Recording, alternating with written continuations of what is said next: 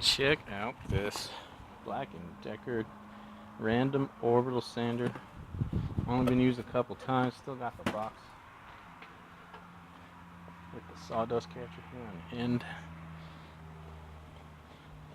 I'm going to go ahead and give you a little demo so you know it works. Still got a sander on the bottom.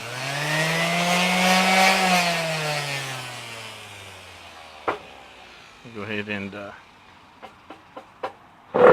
clean sand this real quick. Just give you a little before.